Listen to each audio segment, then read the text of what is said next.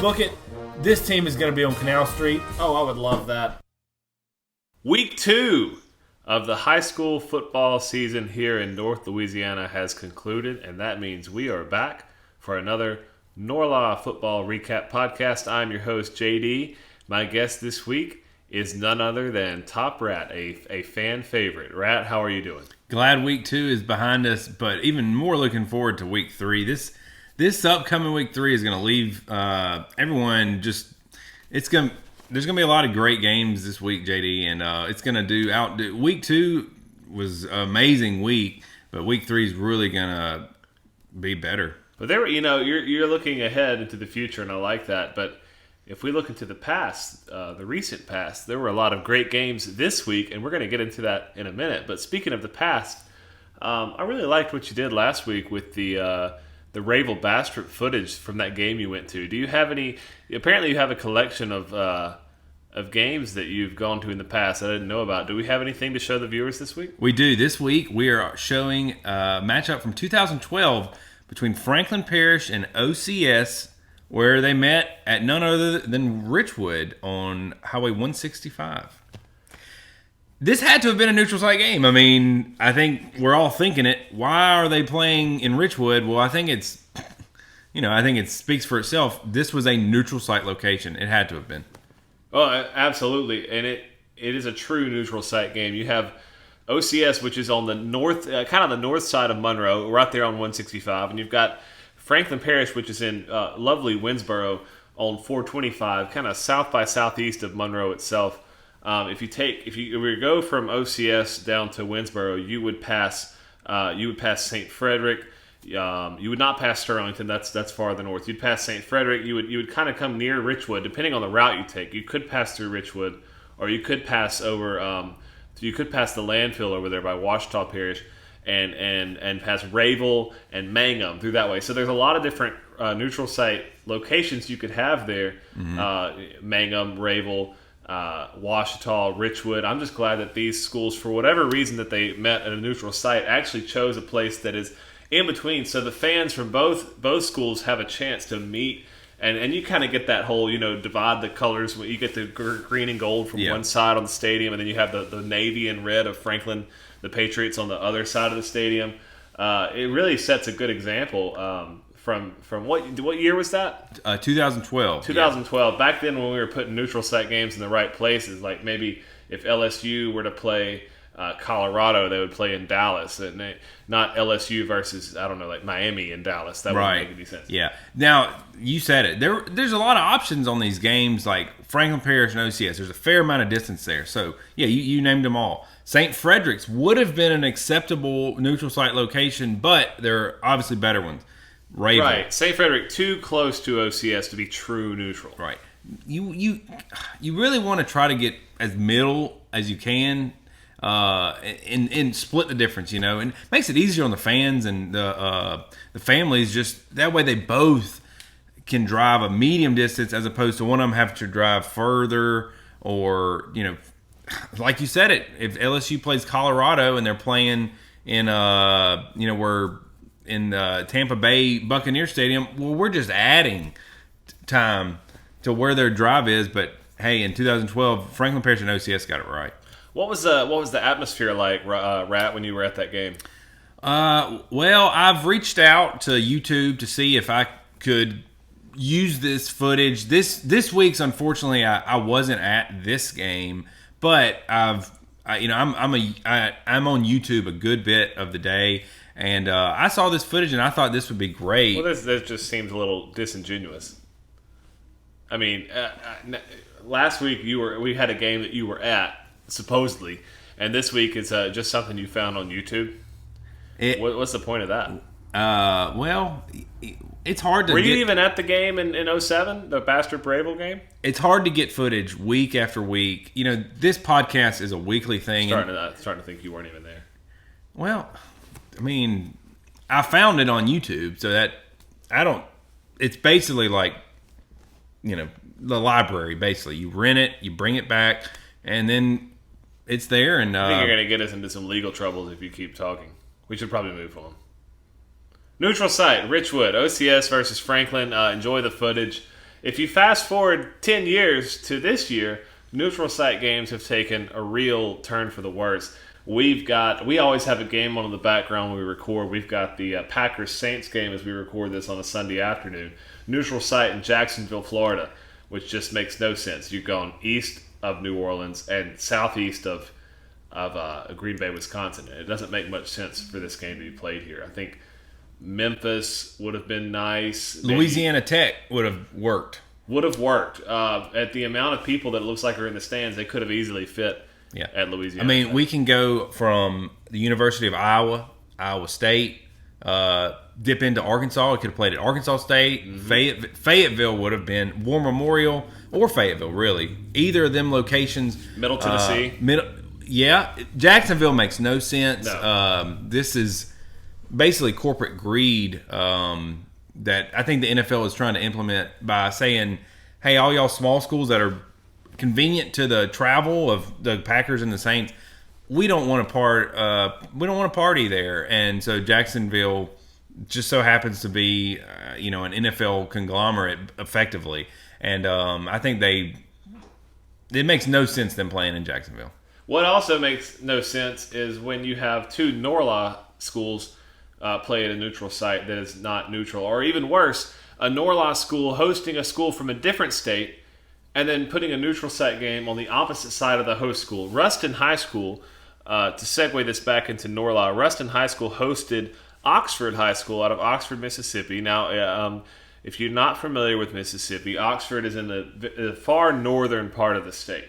And if you were going to drive from Oxford to Ruston, a good neutral ground would probably be somewhere, if you wanted to keep it in Louisiana, which you do, it's a home game for Ruston. If you don't want to play at Ruston High School, which is the best option, another good thing would be to go east, maybe somewhere like Lake Providence and play at General Trask.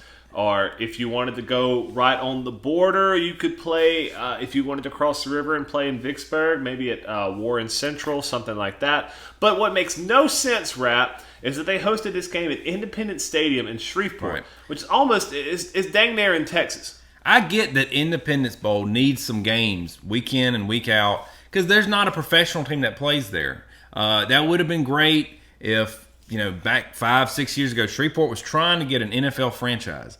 And that would have been amazing if, we had the Shreveport, sandbags or the Shreveport snakes or anything like that.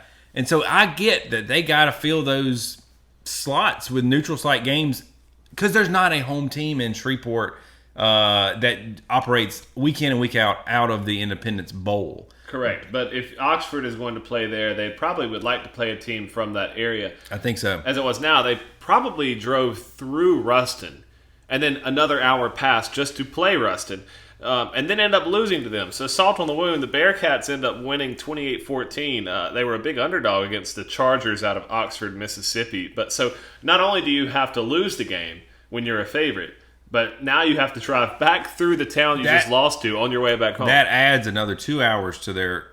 let's be honest. It adds 2 hours to each of those programs' commute. And you said it up front. I think on these neutral site games where there's no state buffer or parish buffer, the initial home team should get the state of residency. And so I don't think, you said something about Vicksburg and Warren Central, and I have to disagree. I don't think this game should have been in Vicksburg. If you're going to meet in the middle, I think it needs to be on the Louisiana side because this is this is a Ruston sponsored, Ruston oriented. Ruston produces. They're the one that needed this game to happen because of somebody that dropped out. As it stands now, I believe that both schools lost money on this game. Yeah. Whereas most neutral sites you see in college are for the money. This in this case, you're losing money by doing this because of the gas. Because of fuel. You have to take so many buses to get there, and then I'm sure Oxford's staying in a hotel. You have to pay the driver, and if they're staying in Tallulah, they're going to pay much less in hotel fees. Right. And the gas is more expensive in Shreveport. I've been to Shreveport before, and we've covered some games there. Yeah, it's definitely just a more expensive town in general. And I hate it when these teams, especially non-Norlite teams like Oxford, come in and dictate where we're going to play the games, and they really don't even know how these neutral site games work. And it's just sick. I hate seeing it. And I think the fans and the players too, they hate seeing it because you taking a game at Ruston or Oxford where you'd have the band and the student section and all the barbers close down and come to the game, and then you move it to Shreveport, and who even knows what's going on in Shreveport. On top of that, who wants to go to watch a high school game at 3 p.m. on a Saturday? Yeah, if it's out of the way, if it's inconvenient, they're not going to go. Yeah, 3 p.m. on Saturday is really, that's Indiana, Michigan State, and that's Georgia, Auburn. The magic of a high school football game is pulling in people that don't know a single person on the field. Like you said, the barbershop shutting down for the game. You have people that end up at these games solely because they're played in the town where they grew up. They don't know the coaches. They don't know the players. All they know is they like to go watch a little bit of football and root for their town. And they can't do that if they have to drive over an hour west of where they live. It made no sense for Ruston to host this game in Oxford, and to the point where we don't even feel like we can really congratulate the Bearcats on a huge upset victory because it's kind of tainted with that false neutral site game. That should probably be a term that we start to use around here as a false neutral game. Yeah, and exactly. And think about if Bears from Delhi and not the Delhi Bears, but the Black Bears, the actual animal. The animals and like alligators from Thibodeau. They wanted to, they got something going on and they're going to battle. They're not going to go to Memphis or Dallas. They're going to meet in Alexandria or Block or Manny or somewhere that's at least in the middle. They're not going to add miles. What are the Bears and the Alligators getting together for? What the hell are you talking about? I'm trying to put it into a perspective that we can all kind of see and identify with. No. I like it. I like the geographic analogy, but I think the viewer needs a reason of why the Bears and the Alligators are trying to meet in the first place. Well, what's their motivation? Survival. The bears are eating the berries and the fish that are in the streams, but perhaps the alligators that are in the southern, they're noticing the rivers have less fish, less gar. So there's conflict. There's conflict, and they have because of the bears. Well, the crocodiles think that the bears are they're the ones that are creating this annoyance, and maybe the alligators have heard that the bears are the ones causing this. But the point is, so you have this tribe of bears and this, let's say, clan of alligators, and there's a misunderstanding of sorts, and they need to sort it out. You probably need a mediator. That's probably the eagle. The eagle. Okay, sure. Point being, Friday night, OCS plays Richwood. They got a beef. They got to square it. For whatever reason, the OCS program is locked out of their building. They got to find somewhere else to play. They are not going to Ash, and they're not going to Texarkana. That game is going to be right in Neville, for example. Yeah. And I just think this is another example of political confusion and wrong being right, and these neutral site games gerrymandering, I think is the term. It's a false neutral, and I think we're gonna start calling it out on the Twitter page. To recap, because I don't think the Bear story concluded very well. I was starting to see where you were going. The Bears needed to convene with the Alligators from Thibodeau, and the Bears are in Delhi. So what you're saying is that they would not say, "Hey, we need to hold a conference in El Dorado." Oh no, they would say, "Look, we got one thing to move on with this fish shortage, and the crocodiles or the alligators are standing in our way. What's the easiest way to get this thing knocked out? We're going to head to them. They're going to head to us. They're going to head to us. We meet in the middle, neutral site location. What we're not going to do is we're not going to go west, to Minden. And maybe they meet in like Caldwell. Anything in between, sure, is acceptable. But when the Saints in New Orleans play the Packers in Green Bay Wherever or that Madison, Wisconsin. Madison, sure. Yeah, they're not going to stop off in Jacksonville. They're going to both head toward each other, and if they happen to find a suitable location, They duke it out over some ribs in Memphis. Yeah. Memphis doesn't have a pro team. They could use this. Jacksonville's already got a pro team. It makes no sense. I'd accept Nashville, Tennessee. I'd accept Louisville, Kentucky. But Shreveport has too many high schools to be hosting two more high schools from out of their area. Ruston and Oxford should have met somewhere that doesn't have a high school. They should have played. They should have played at Malone Stadium at ULM. That would have been. ULM had a bye week this week. Terry Bowden. It's right there. It's open. That would be great PR for ULM and that Terry Bowden program. I guess they just don't want the recruiting exposure bad enough. Rich Rodriguez, Michael Federico, they're all would have been on board. I think this is probably on Oxford. Putting some coaches on the hot seat to make this decision in the first place. Yeah, I think, and we're going to get more into that hot seat discussion later with some area coaches that are on the hot seat. That's really the focus of today's podcast is coaching.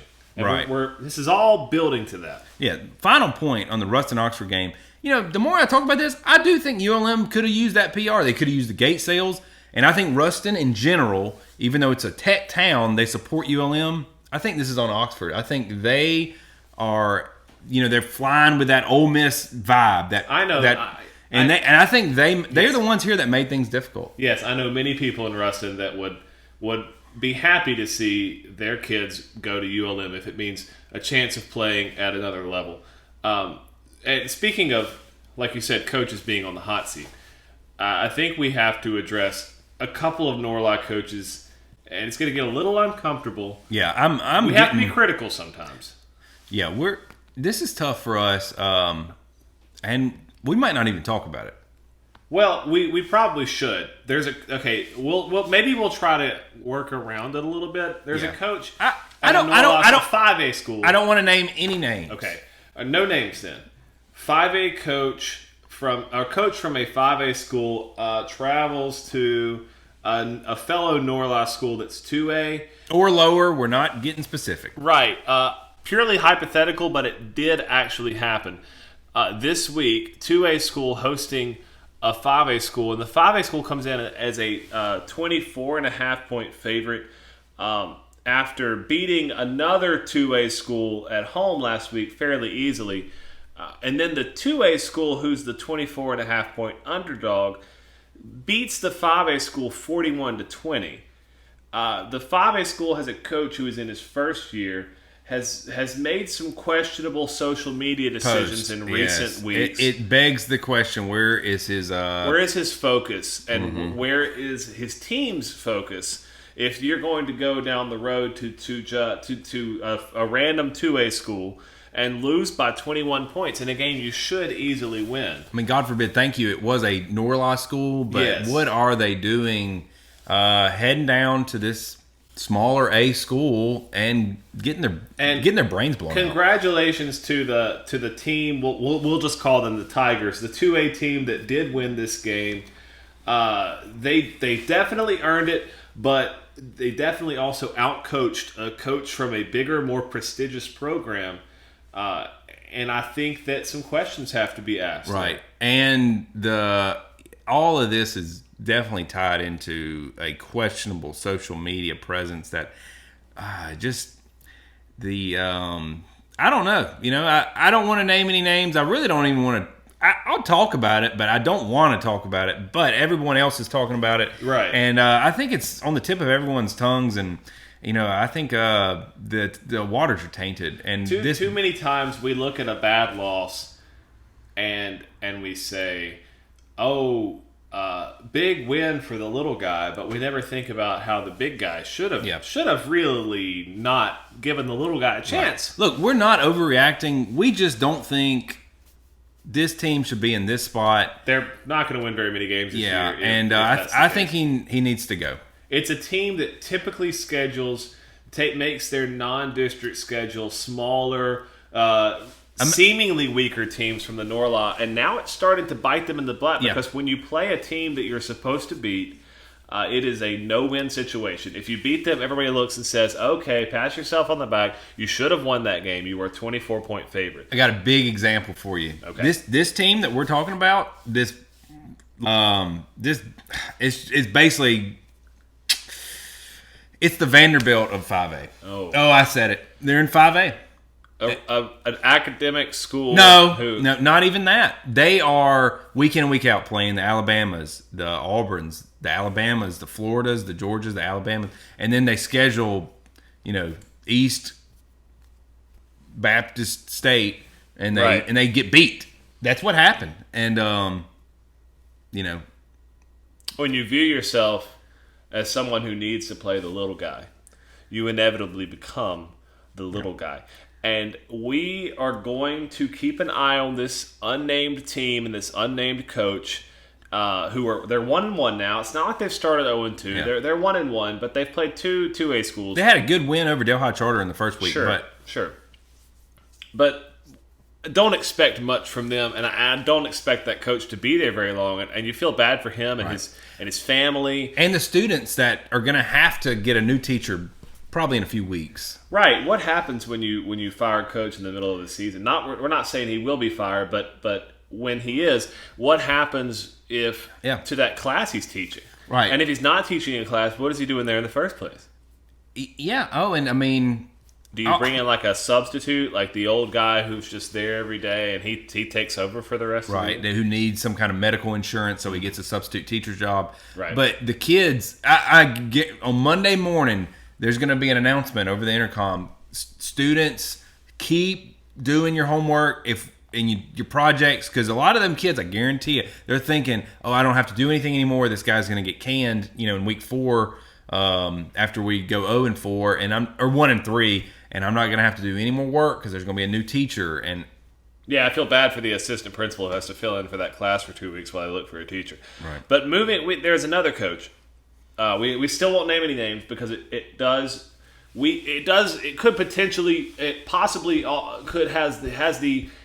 the wherewithal to maybe at some point damage relationships that we could be building with these schools. So we don't really want to throw names out there of schools that we have a good relationship with or are working to have a good relationship with. But a 3A school who is typically very good at football and really nothing else. Which when a school is good at one sport and nothing else, it's the same athletes in that school playing the other sports. So it all comes down to the coach. So the good news is this is a very good football coach because he's at a school that doesn't win anything and he is always winning with his team. And they hosted a 5A school. It was a huge event this week, and they won. They ran away winning, and there was something from a Sinlaw publication, really kind of a Western Sinlaw publication that hosted this school the week before, back in week 1, and this team had gone down, and this team and this coach had won, and they were very passionate about what they did, and the newspaper publishes a hit piece basically that says that this team and this coach were very unsportsmanlike, and so their win was, to use their word, their win was tainted by unsportsmanlike conduct. And we kind of we did our job to sweep that under the rug because, like we said, this is a very good coach, and we're trying to build a good relationship here as an emerging media outlet. So we thought all of this had gone away. Lo and behold, yesterday, the day after this team beats the 5A school, so the timing was at least a little bit shrewd there. This coach announces a self-imposed 3-week suspension from his team. Your thoughts, Rat? Yeah, we wanted to bring this out into the open. We want to find this stuff that was dirtying up this rug, show it to you, and then put it underneath the rug. That way, you saw it and you're done with it. I think this was a smart move by this unnamed coach. This school is known for football. I mean, that's it. Education, band, the building, the property, none of that's there. The football is what they're known for, and all their eggs and chickens are in one basket. And when the basket has a little tear in it, you gotta ASAP fix that tear fix the basket. And that's what he's doing. He's saying, look, this bag, a chick has to be fixed ASAP. And the best way to do that is, guys. Yeah, I don't want to be a distraction, and he is putting he's taking his self and his job, that's his everything. he is the leader of that program, and he's saying, "Hey guys, I know I'm the leader. I'm the face of this city, or probably the parish, if we're going to be honest. True. I'm the face of this parish, but I want y'all to be over me." And the best way to do that is to sit out for 3 games. Well, I don't think it's that cut and dry, Rat, because if it was, this would be an act that we could applaud from this coach, because everybody makes mistakes, and if he makes a mistake and then imposes a suspension upon himself, that's something that is praiseworthy and something that our kids can look up to and be proud of.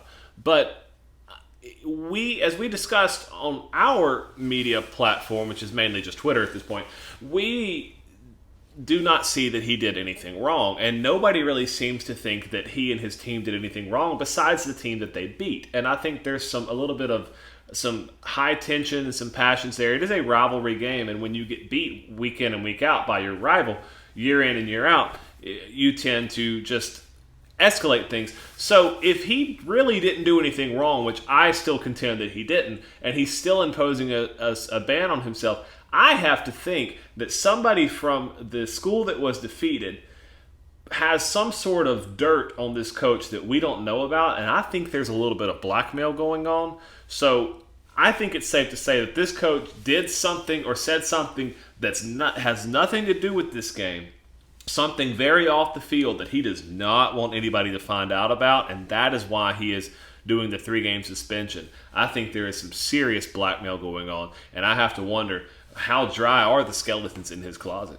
I think you nailed it. I think this is the big top of the iceberg, and I think there's a lot of we can't see so far. Yes, and with the previous coach, it was just a question of on the field performance. So that's something that just needs to be, it's a lighter topic. So we'll just kind of monitor that and observe it. But with this one, there seems to be something sinister at hand. So what we at Norla have decided that during this 3-week span, we are not going to cover this team. So there will be one less line on the sheets this week, and the next 2 weeks, 3 total, as we do not cover this unnamed team and this unnamed coach. And when his suspension ends, we will roll back into it. We don't want to get tied into the legal aspect and the liability. We want to keep our hands clean and have nothing to do with any kind of lawsuits. And by covering them, we would be putting ourselves right in the middle of the bullseye as far as legally in the liability sense. Good news is they're 2-0, and we'll see how they are when they come back from their hiatus of coverage. I guess clock's ticking, Rat, and we've talked a lot about false neutrals and hot seats, and I think it's time to just roll right into the recap and knock out a couple of games. We're going to start with the small schools, week 2 in 1A. Glenbrook, one of the schools that moved over from MAIS, they went on to face Calvary Baptist, and they got beat 58-14. Good cover there from Calvary. They look to be strong as always. Cedar Creek, we were pretty high on them preseason because we were getting a lot of chatter that this could be their year. They miss a 2-point conversion and lose to St. Fred 7-6. One more 1A game, Lincoln Prep having a good start to their season. They beat Ringgold 46-0. Rats, any thought on the 1A slate? No. No? OCS beats Oak Grove. Bit of an upset there. 2A, we had Darbone Woods getting upset at home by Delhi Charter. Delhi Charter rebounds from their loss to West Washita in week 1. They win 21-14. Let's see. That probably says a lot about West Washita if they beat a good Delhi Charter team that came right out and upset Darbone Woods. So right. Maybe the Chiefs are better than we think. Yeah, right. I think that program's moving in the right direction. Sure. Mangum, who just defeated Oak Grove, loses to Sterlington 35-13 at home. Maybe Oak Grove is having a bit of a down year since Mangum, after breaking their win streak, gets shellacked by the Sterlington Panthers at home. So we're seeing Oak Grove trend down and Sterlington trend up. In 3A, we had Winfield, after beating Jonesboro Hodge last week, went on the road and beat a 3A Caldwell Parish. So the Tigers out of Winfield appear to be doing pretty well. Carroll takes a massive step back and loses to out of Norla of Oils 86-34. And Union Parish hosts Airline and wins an easy one, 43-20. Union, a 3.5-point favorite, covers very easily. Any thoughts on 3A, Rat? No, let's go to 4A. Let's go to 4A. We were running through them.